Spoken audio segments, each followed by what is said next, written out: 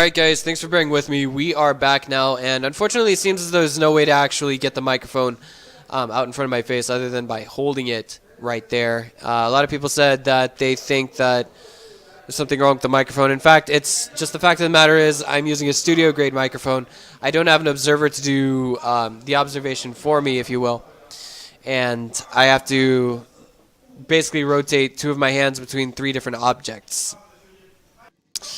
So, bear with me. I'm also ill right now, in case you guys could not tell. This map, of all maps, I really think this is some really interesting play that we've seen from both sides. Of course, you know, I mean, what Has did in game number 1 versus Snute was, yeah, it was kind of cheap, it was kind of weak. It's just like, oh, well, Snute didn't scout it. Well, yeah, but I mean, a win's a win at the end of the day. When you're playing for money, you know, a win's a win. But it's worth noting right now that we actually have a 10 pool coming down from LiquidSnute. And I think there's some kind of a timing he's trying to hit here where he cancels the Nexus or gets into his opponent's main. There's no way he's throwing down a pool to go down to be defensive. But, I mean, at the same time with what we've seen from Has before, it could be something that just completely counterplays what we are seeing from our blue Protoss Has. He's actually cannon rushed Sejong, and that's how he's gotten, well, that's how he beat Sejong in WCS Season 1. We all know that. One of the biggest upsets of all time.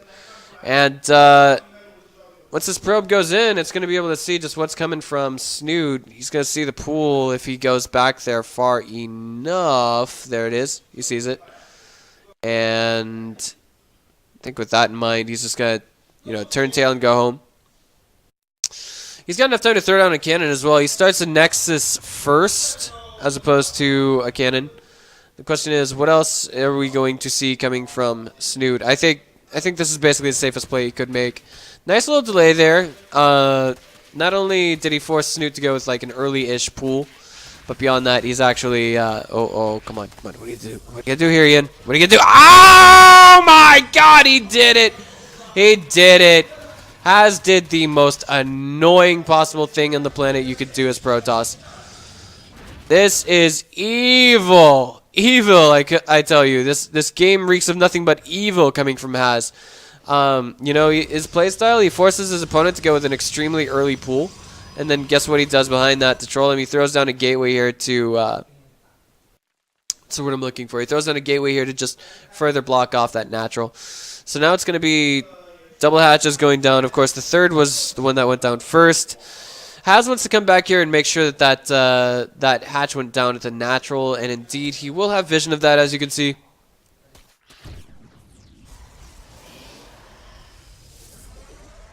And then back at home. This is a ordinary-ish game now underway, but Snute is basically, I guess you could say, a little bit delayed in the way of economy.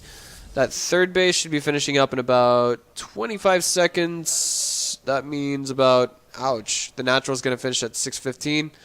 And the natural that's being rebuilt now, 35 seconds from now, that'll be 5:42. So kind of behind, if you will, from both ends, rather.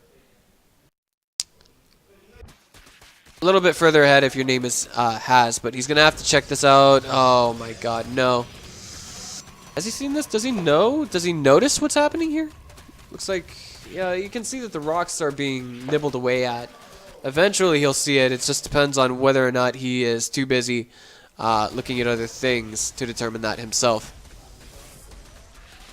There's a pylon on the high ground here. There we go. He sees it. He sees it. And for the time being, everything is looking pretty okay. Double extractors in the main.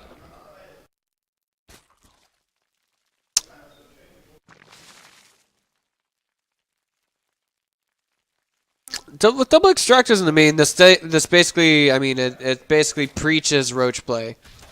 There's no getting around that. Almost religiously, it preaches roach play, or the espousal thereof of roach play. But it could also, you know, it could also be hydras. But to this stage, we still have no definitive tech upcoming from Snute. Layer tech first, before even metabolic boost. Evolution chamber number 1 on the way. Hard to say exactly what our Zerg has in mind. Not criticizing him. He's one of those players with a plan, guys. I mean, that's why he's doing so well this year. That's why he's so close to the top 16 in WCS points, if I'm not mistaken. There is a Dark Shrine on the way from Haz, however, and this has to be spotted by. This really does have to be spotted by Snute. If he does not see this, he's going to be in a lot of trouble. Oh man. Once again, with the observer interface, I'm hoping to have it replaced relatively soon. And that should be after this best of 3. There we go. Third. Okay. 6 gases. Metabolic boost going down just a little bit after Lair Tech finished, if I'm not mistaken. Hydralisks are coming down as well. If we just examine what happened there for our Zerg, the choices that he made, rather, and this looks like something that Snute wants to go with, actually, opening up his backdoor, if you will.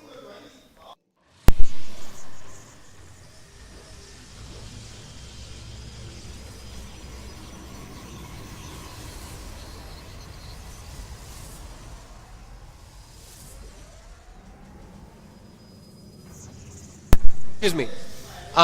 This looked like something that Haz wanted to do. He wanted to break down his own backdoor.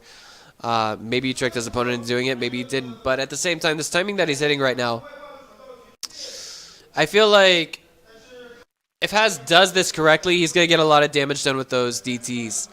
But it depends on when, where, how they hit. And Snute should be able to look into this and say, well, wait a minute, that's a few too many stalkers, and say, okay, well, maybe he's going for blink stalkers. Who knows? He had to spend a lot of resources to get a block on my natural, and you know, maybe even then some on the main. But obviously, if we see Snute try and take on the army of Ian right now, hands down, goes without explaining that Snute wins that engagement, but has again, I've had to say it before and I'll say it again, his playstyle capitalizes on taking his enemy by surprise. There we go. DTs have warped in, but it looks like still waiting for something to happen here. There's an overseer with this army, but I think it's more for spotting observers than anything else. Oh man, they were discovered. Great. That's not too good. Okay, so now, I mean, Ian's in Haz is in a tough position that he's playing from right now, in case you guys haven't noticed.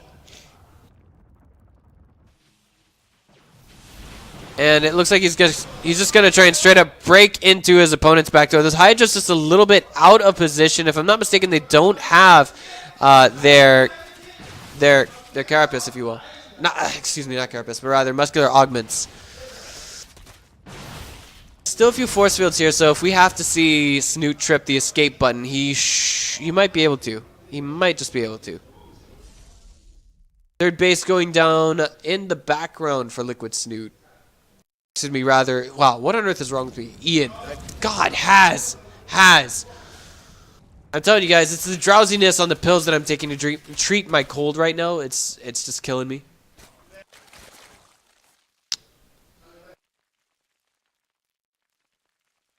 Look at this. Okay, it's been spotted. There's an overseer here still now, and I mean, even then, before the Ling saw it. Muscular augments on the way as well, and has his supply blocked. He's kind of in a really, he's not kind of. He's now in that really ultra super critical position that he's got to do something versus his opponent. Otherwise, he's in a lot of hurt. He's got +2 attack, yes, but blink stalkers versus, non-blink stalkers versus this many Hydras is a fight that he just cannot take.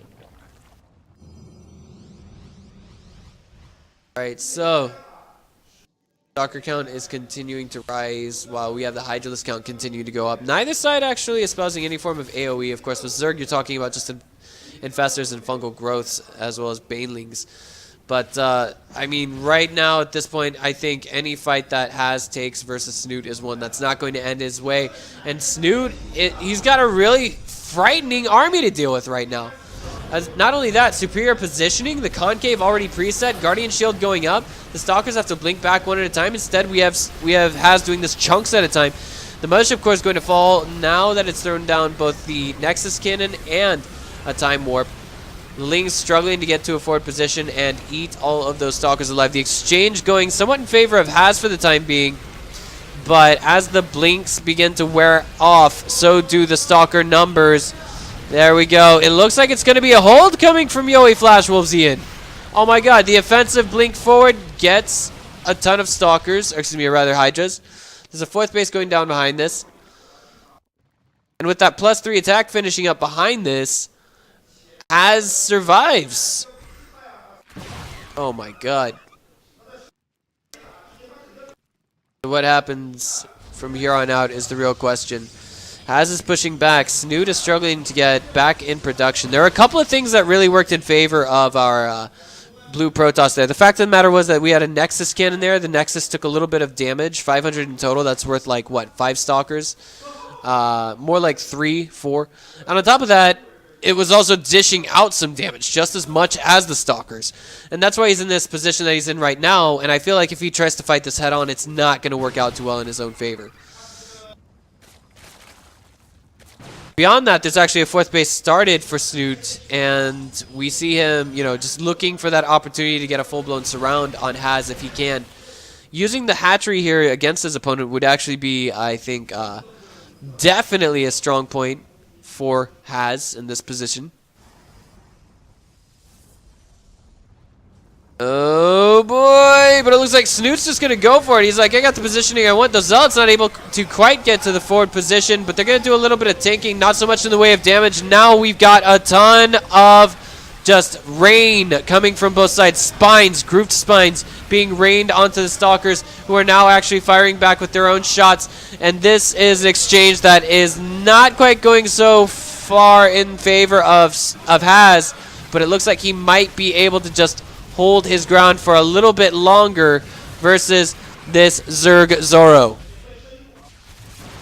Oh. Did he target down his own Stalker there by accident? I missed it on screen. I apologize, guys.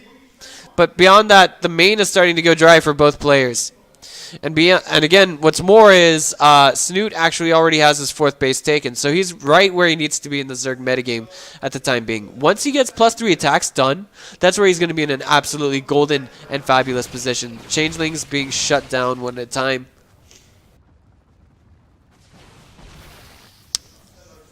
And this is not an engagement that we can see just Has hop into. He knows that. So he's making more units back at home, but the question is, what else is he going to make? His opponent's already on Hive Tech, and if we were to actually see, Ian, rather Has, go straight into Colossus Tech, I don't think it would yield that great in the way of success for him. Also, given the fact that his opponent already has Hive Tech, he's going to be able to get, Colossus out into the mix, or not Colossus, wow, Vipers out into the mix to help deal with the Colossus just a little bit better.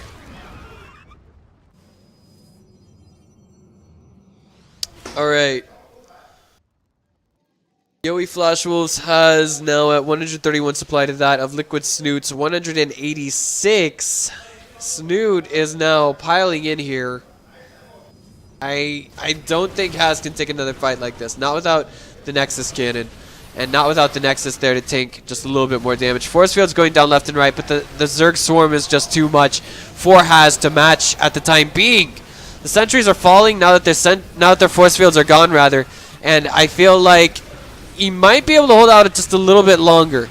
He's got that 3rd base getting closer and closer to fully saturated, but at the same time, the concave is looking like it may prove to be too much. There is no mothership core here to throw down a Nexus cannon.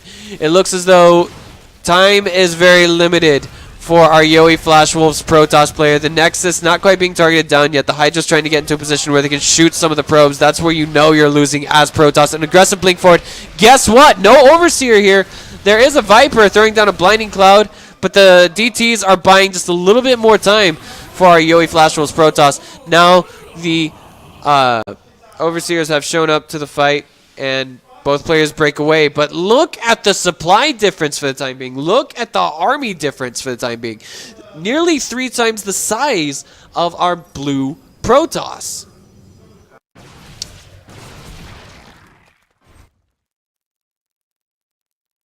At this stage, I don't want to say I'm appalled. Rather, I just don't know what else to say to this.